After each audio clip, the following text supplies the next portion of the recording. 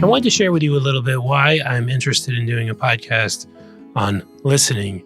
As a psychotherapist and certified sex therapist, I do a lot of listening in my life. It's my professional skill. I'm the instrument of my own profession, listening and speaking and responding. And so in just 1 or 2 minutes, what's the interest in this? Well, one is I'm not sure I'm a great listener. I think I do pretty well, but sometimes I interrupt people, and sometimes people will report to me that the way I responded, I missed something. So listening is really a challenge. It's very hard. I'm becoming more humble about my ability to tune in and pay attention to what I hear from others and what other people say. So I'm hoping to learn something from interviewing people. I had a quite humbling experience with improvisational theater. A fantastic teacher at an intensive in Canada, a woman named Ashley, was a brilliant listener.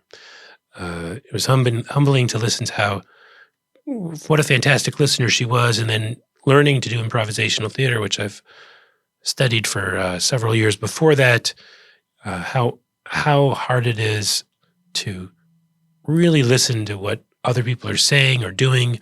What if they're speaking gobbledygook? What if their words are not what's important?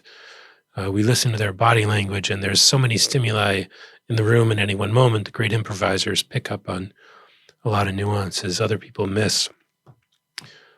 I've got friends and psychotherapists and sex therapists I know that I'll be interviewing.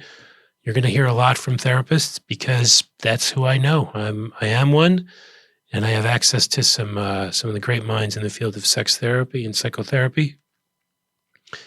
And I've been inspired and want to bring some of those people on. I'm inspired by nonviolent communication, which I studied intermittently years and years ago. Might have a guest about that. And I'm interested in hypnosis. Maybe we'll hear from someone around that. Music. How do people listen to music? What's the dark side of listening? Is listening all good, right? Is it all good to listen? Is it always healthy to listen? Is there a dark side to this? Try to find some people who could talk about that. What about people who don't hear? People who don't have audiological functioning?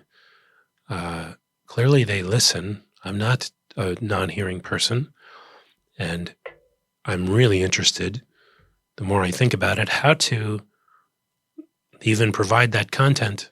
Maybe find someone who is fluent in hearing and non-hearing communities with different kinds of sign language, Braille. What do psychoanalysts think about listening? Maybe business professionals, marketers, focus groups. All these things are of curiosity to me. Hope to learn a lot. I'm really interested in what you, the audience, has to say, right? There's something very fantastic about me listening to a guest and you listening to me listening to a guest. And I want to listen to you. I want to make the third leg of the triangle.